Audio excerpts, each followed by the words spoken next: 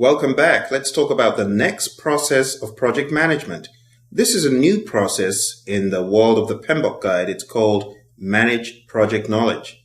Now, as the word knowledge implies, this is all about using knowledge and generating knowledge. Using knowledge that may exist from a previous project or a previous stage in the project, and also creating or generating new knowledge to be used in the firm. So this is a very impactful process that cuts across the entire organization and not just focused on the project. Let's take a look at what this is. Managed project knowledge involves using existing knowledge to support organizational and project elements. It also involves creating new knowledge to achieve the project goals and improve project outcomes. This process should be continually carried out through the project. Now, let's talk about the two types of knowledge. There is explicit knowledge, which could be readily documented and codified using words and pictures and numbers. And then we have tacit knowledge. This is knowledge that is really hard to express.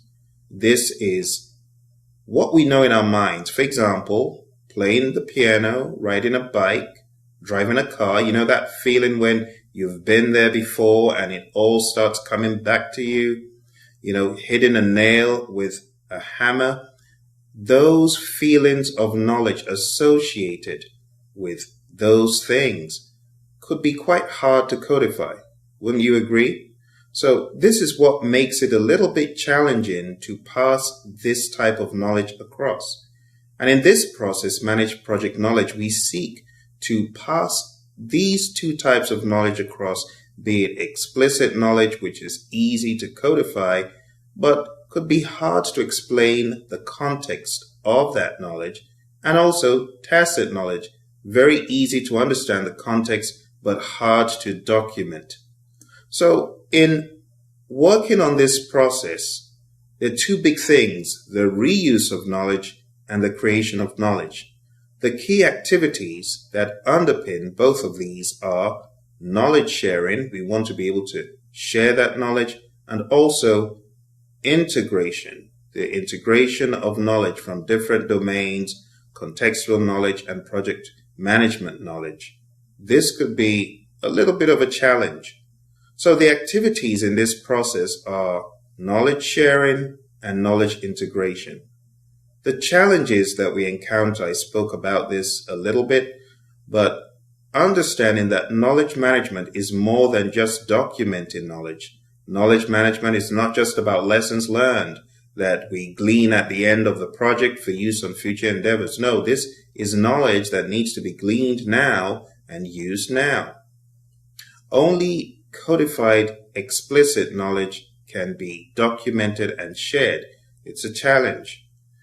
The other thing, codified and explicit knowledge lacks context, and it could be open to all sorts of interpretations. Tacit knowledge has context, but it's difficult to codify. So those are some of the challenges that we face in knowledge management. Some of the other challenges to be aware of: even the best knowledge management tools and techniques will not work if people are not motivated, if they're not ready to share, and they're not ready to pay attention to what other people know. It could be a challenge. In practice, knowledge is shared using a mixture of knowledge management tools and techniques. We talk about these interactions between people and information management tools. Other challenges in knowledge management are even the best knowledge management tools and techniques will not work if people are not mentally ready and motivated to share knowledge or pay attention to what other people know. In practice, knowledge is shared using a mixture of knowledge management tools and techniques. These are usually interactions between people. We talk about focus groups, giving people forums, and so on, and information management tools and techniques in which people codify part of their explicit knowledge by documenting it so it can be shared. Also, we know more than we can tell. That's also another barrier or challenge in knowledge management? Have you ever had a feeling about something, you know it, but you cannot explain it? That is a challenge in knowledge management. You also need to be aware of the organizational perspective of knowledge management. Knowledge management involves ensuring the skills, experience, and expertise of the project team and other stakeholders are used before, during, and after the project. Because knowledge resides in the minds of people and people cannot be forced to share what they know or pay attention to others' knowledge, we need to think about how to do this in an intentional and impactful fashion. The most important part of knowledge management is creating an atmosphere of trust so that people are motivated to share their knowledge. Let's take a look at this process, take a look at the inputs, tools, and techniques and outputs.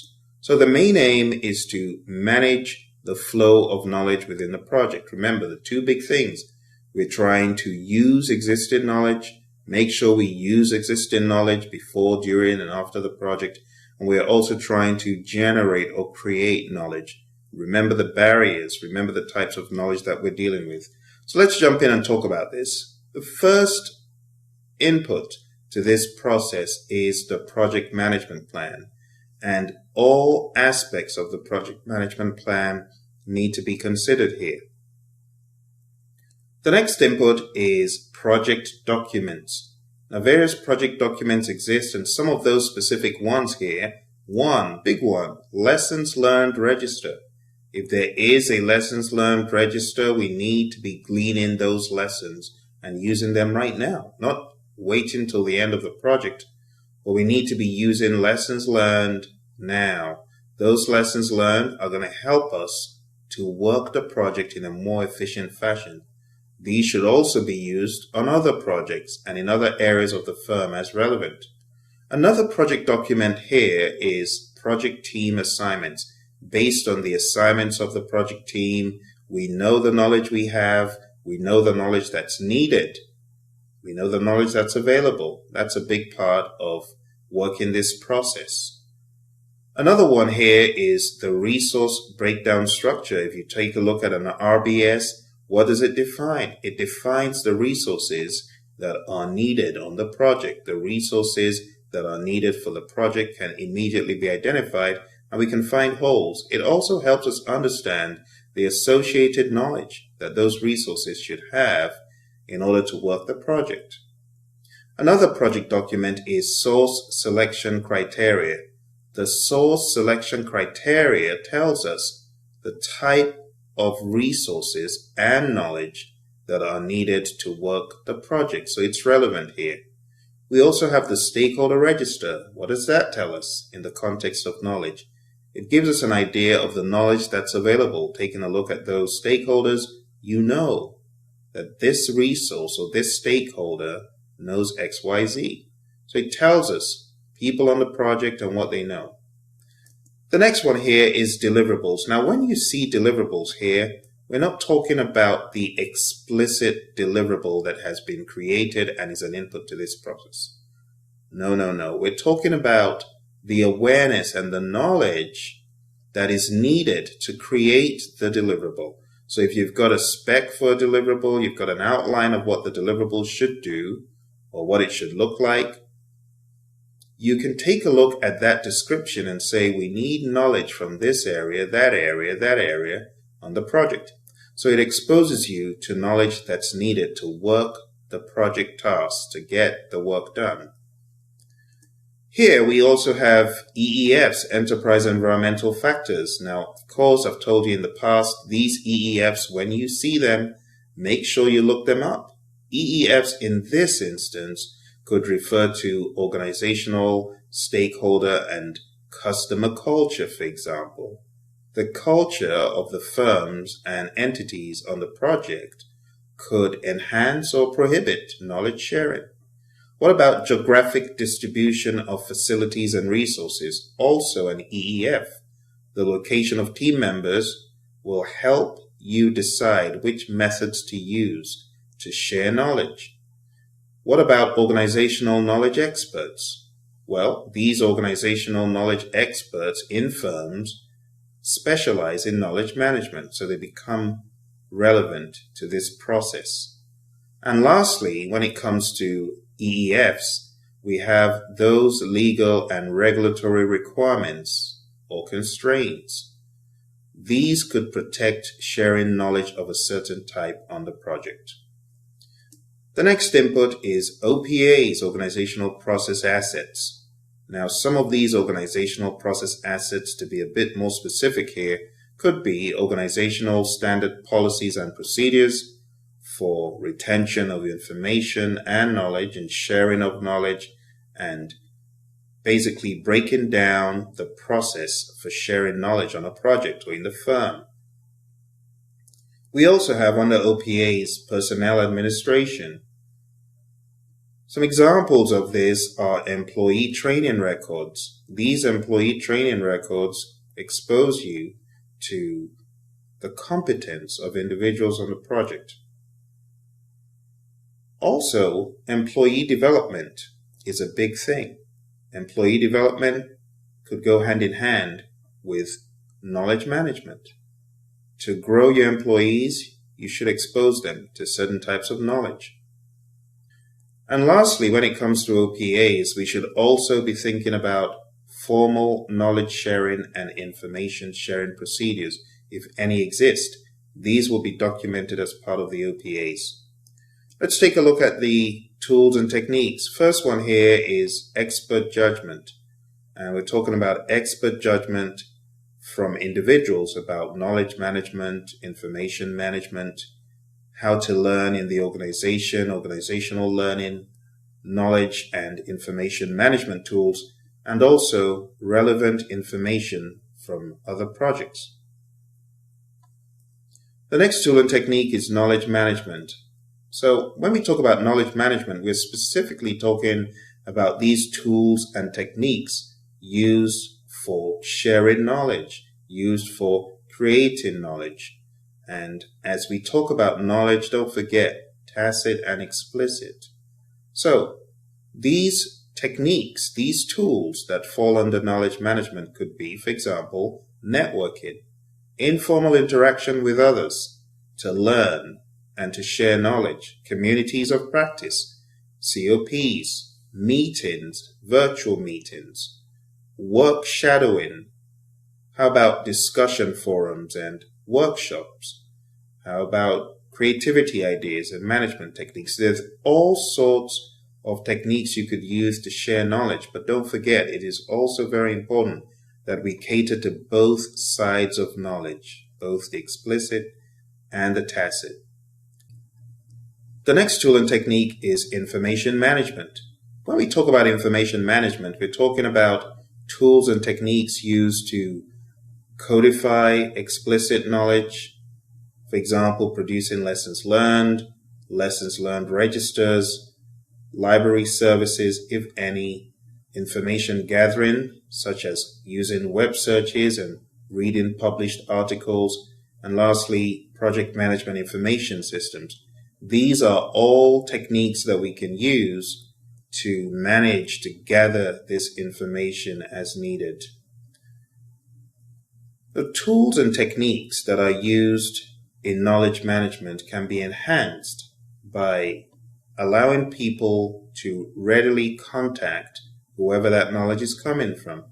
Because sometimes a brief interaction with the source of the knowledge will far outweigh having to read through tons and tons of paper and documents. Quick conversation, boom, knowledge has been shared. So as we think about these tools and techniques in this process, it's very important to think about the tacit knowledge and think about the convenience of going to the source when trying to glean more than what's on paper. The next tool and technique is interpersonal and team skills.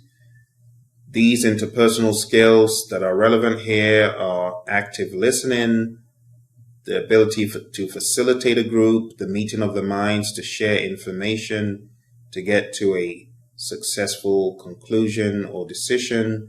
Leadership, of course, is big here as well. Networking with other people and political awareness. Now, of course, there's some overlap in some of the techniques we've talked about, but this definitely needs to be understood before your exam. I suggest spending some good time reading through the PMBOK guide where this is discussed. Let's talk about the major output. The major output of this process is the Lessons Learned Register. The Lessons Learned Register is used to document lessons learned. It's used to document what went well on the project, what did we do good at, what didn't we do so well, recommendations, proposed actions, challenges that the team may have faced, problems, risks, and also opportunities. The next output is Project Management Plan Updates. That refers to any updates to the project management plan as a result of this process. We also have Organizational Process Assets Updates. All that new knowledge that has been created through this process needs to be documented and archived. It needs to go into the organization's repository. Now, when we talk about these lessons learned registers, bear in mind that we're talking about these registers that are accessible to the organization, accessible to people, for them to pull information and knowledge from. And that's pretty much it. We talk about a lessons learned repository. All roads lead to the lessons learned repository as far as this process is concerned. And on the exam, what do I expect? Well, remember, it's a new process, but I can tell you right off the bat that those unique ITTOs are often in focus. So you definitely want to understand knowledge management, the technique, information management, relevant here, and interpersonal skills. You also want to understand the relevance of deliverables being mentioned as an input to this process. And the lessons learned register is huge. Read it up in the PMBOK guide. Try to understand it a little bit more. And of course, observe all the places that this lessons learned register is mentioned in the PMBOK guide, just in case you get questions from there. And that really concludes our review of managed project knowledge. Don't forget, look up figure 4-9. Try to understand how things are moving around, where they're going. The lessons learned register, it shows as a sub-input in this process as project documents. Just remember that. And that concludes our review of the Managed Project Knowledge process.